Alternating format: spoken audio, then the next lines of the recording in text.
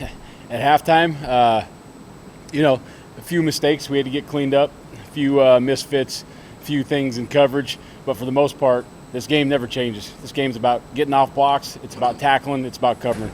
We just got to do our fundamentals. Our eyes had to be right. Everybody's got to do their job on every single play, one play at a time for 85 plays in a row. And there's not much else to it. How did you evaluate how the inside backers did being short-handed? Yeah, Ernest had his first start, did a good job. Obviously, there's going to be some mistakes from a young guy, first time out there, and especially in that environment. It's a little different going to Memorial Stadium in a packed house, especially when you're from Nebraska. So Ernest made some mistakes. We'll get those cleaned up. Like I said the other day, he's going to be a fantastic player. He's going to continue to get better and better and better. Luke did a good job running the show when he was out there. Chris stepped in and took a lot of valuable reps for us. I felt like they played a good game. What's the opponent you play this week? Will your defensive scheme have to be a little bit different, knowing how much they're going to throw the ball around? Yeah, I mean, there's a few tweaks in coverage, obviously. More formational stuff than anything because of some of the things they do. If you let them get in front of the sticks, it's going to turn into a track meet on that drive. So there's tempo situations you got to get ready for, formation stuff you got to get ready for, and then they have some interesting passes that put some players in conflict that we have to get ready for too. So it's a nice offense. They have a good scheme, and obviously the guy's been doing it for a while. He's got it pretty much perfected. So a lot of stuff to get ready for. Did you like the look of the offensive line rotation a little bit more in game 2 than maybe what you used in game 1 in terms of snaps and personnel? Yeah, I think that I think that the rotation was pretty good. I thought once again, some of those guys, Stefan and Devin showed once again that they played a good football game. Mosai got in there a little bit. Blaze and Jamari got in there a little bit. So I'd like to continue to bring some of those guys that didn't get as many reps along a little bit, but I was pretty happy with the flow of the rotation. When you look at the 2 games, how do you feel about where your defense is right now? Yeah, not good enough. Not good enough yet. Once again, not up to our standard. But I feel like this is a young group that's hungry, that wants to be good, that wants to win, wants to do things the right way, and I think that they'll continue to get better and better each and every week, and that's the exciting thing about this group. Some of the new guys on the defense that transferred in, what's sort of the learning curve in the games? Like what were some things that you guys had to smooth out through 2 games that maybe you couldn't address in one game? Oh, I think I don't know if it's the learning curve. I think it's just practice, very controlled environment. The calls are coming in at a moderate pace, those types of things. Then when they start coming in quickly, as the game picks up and the lights are shining in your face and the crowd's roaring and it's not the scout team anymore. Your mind starts to drift a little bit if you're not locked in.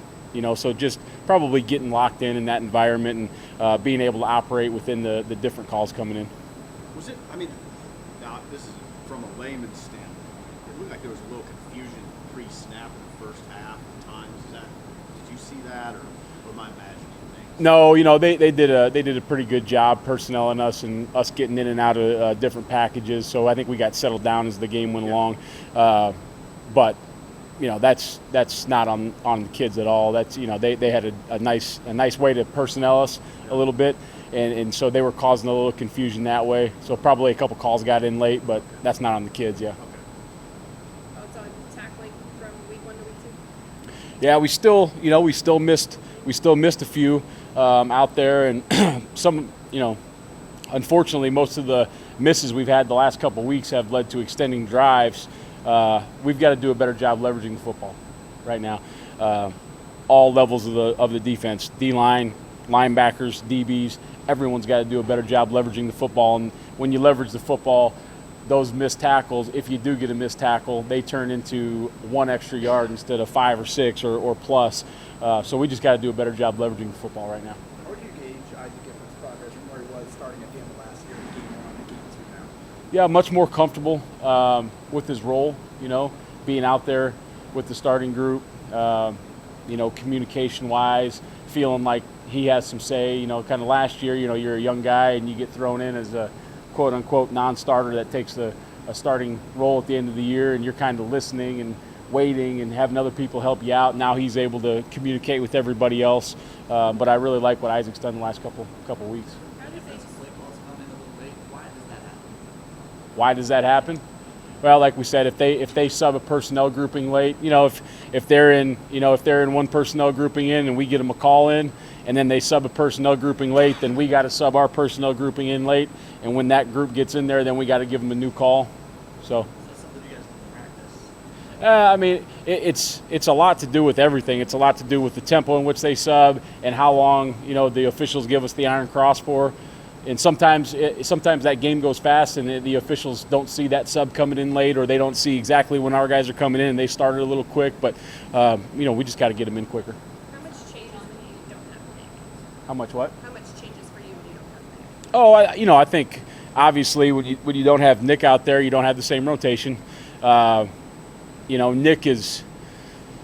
think Nick makes everybody on the field feel at ease a little bit, which can't be the safety blanket, but I think he brings a calmness to everything because he's very calm in switching calls, making checks.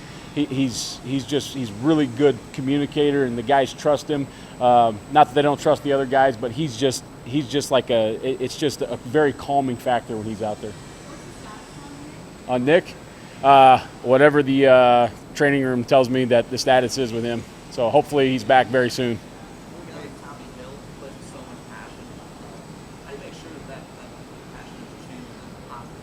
Yeah, you talk to all those guys like that, that passion, that energy, it's like a fire, right? Used correctly, it can heat the house. Used incorrectly, it can burn the sucker down. So you just got to learn. I want that emotion, I want that passion, but you got to learn when and where, and you got to learn to use it to your advantage, not to your disadvantage. Hey, how crazy is the college football world we live in now, where Van Treese is Buffalo's quarterback, and then this year you're going to see him again for Georgia Southern? Yeah, I mean it's the Wild West right now. I'm not in charge of that.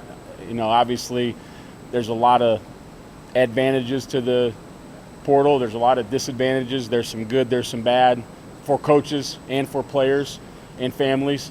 But that's the world we live in, and that's just how we got to adjust. What are the moments where you try to, back to the point about the passion here, what are the moments where you try to teach those guys, I guess the deep check is after a mistake and get themselves out here? Yeah, especially when you're playing defensive back, right? Every defensive back in the history of football since the beginning of time has given up a deep ball or given up a pass, right? And those guys got to be next. When you make a great play, my advice to all those guys is, if you never want to be wrong, you celebrate with your teammates. Spontaneous celebration, spontaneous emotion amongst teammates is my favorite part of football. It's one of the best pieces in college football. When you make it about yourself, it's usually wrong. That's when flags happen. That's when bad things happen. So as long as you're celebrating with yourself, with another teammate, everything's going to be good. Any new black shirts this week? No, not yet. Coach, you said that you guys are still there yet, you have your stand. What's the number one thing you guys have to improve on to get to your stand? Right now, the things I addressed the defense with was, leveraging the football like we already talked about. That'll save us a lot. Finishing drives.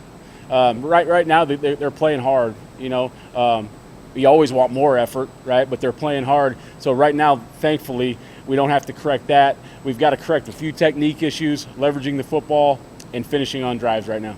How do you think Stephon Wingate looked like he kind of came on for the second half? Yeah, I thought Stephon played a really good football game. I think he's one of those guys we're talking about, just keeps getting better and better, and as he's probably more comfortable, just with exactly what he's supposed to do on every single snap, with every single look, he's going to continue to get better. But I thought he played a really good football game. What do you think about that play he made recovering the fumble? What's that? What do you think about that play he made recovering the fumble back on that? Yeah, I mean, that's what we're talking about, in the thing, and it hasn't come to fruition enough.